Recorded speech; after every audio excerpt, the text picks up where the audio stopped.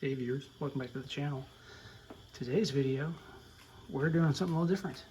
I figure we talk about some cooking, so we are in the kitchen. And I am making bone broth. And many videos out there, I'm sure, that talk about this. But this is how I do it, and I get good results. So, what we do, right, is first off buy a cow or a half cow. And along with that, you get soup bones. And you can probably, I imagine you can probably get these from your local butcher if you asked, because I bet they have a surplus of them. I actually don't know. So that might be something to investigate if you can get them for free. You can get them for free, that's even better. But typically if you buy a half cow or a cow, they'll ask if you want the soup bones, or you can say, hey, give me the bones. And they'll give those to you. And it's literally just bones, right? Pieces of bones. For a half cow, I get enough to make 2 giant batches like this of bone broth is what I've got. And this is batch number 2 because I ran through my last one. So I want to show you what we're doing. Basically, pot, right? Simmering. So my cooktop, sorry for the mess, but my cooktop has a simmer function right here on the middle burner. Wherever it, oh, I'm off one, right there, see?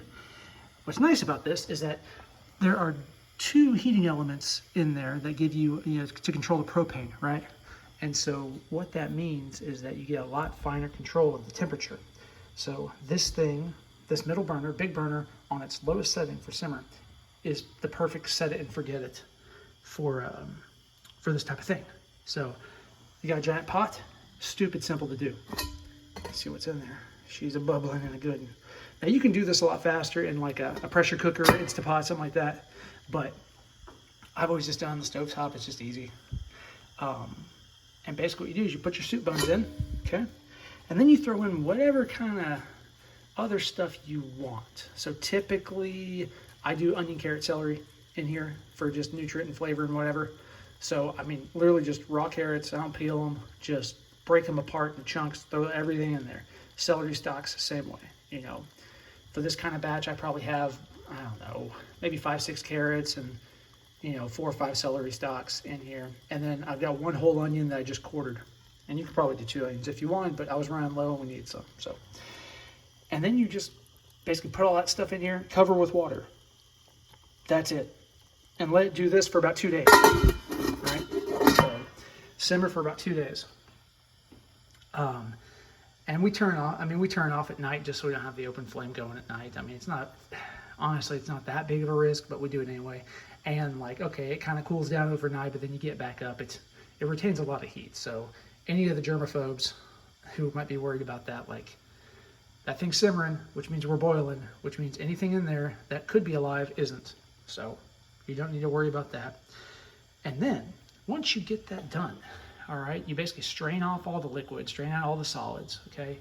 And the best way I found to freeze it, okay, because you freeze it after. And let me see if I can find this. I'm not prepared, so pardon my framing while I hunt through my cabinets to find what I need. This is what you use to freeze them. Silicone muffin tin, okay? Pour it into here, set these on a sheet pan, okay? Fill them up, put them in the freezer. Let them freeze solid. And what you'll see when they freeze is you get the broth, and then they'll have a fat cap on the top of them. And that's called flavor, and it's delicious. Once they're frozen, right, these muffin tins are, each one of these is, I don't know, half cup of volume, right? So as far as good measuring, if you're trying to measure out for soups or whatever, you have a known measurement, and you have these little hockey pucks, throw them in a gallon Ziploc bag, throw them in the freezer. They last, I don't know, they don't last long because we use them and eat them. But I mean, you're talking 6 months to a year at least in the freezer. I've never had one go bad. So, and if you're like me and you kind of buy a half cow like every year or so, it's a good supply. And then you're making your own beef broth for not free, but pennies. And this stuff tastes better than anything you can buy. So, I wish you could smell what I smell, because it is delicious. So, another kind of cooking, I almost said hack. It's not hack. It's just a thing you can make, right? So making every bit of use of the cow that you buy. If you're trying to eat, you want to eat healthy, you want to have good quality food, right? It's a good homesteading topic. It's a good just general healthy living topic.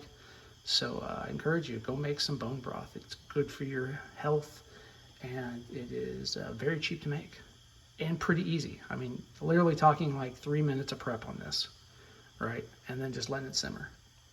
So first cooking video of the channel. Who knows if there'll be more, but maybe so. So thank you again for watching. As always, if you like the content I put out, please like, share, subscribe. It helps the channel out tremendously. And we'll see you in the next video.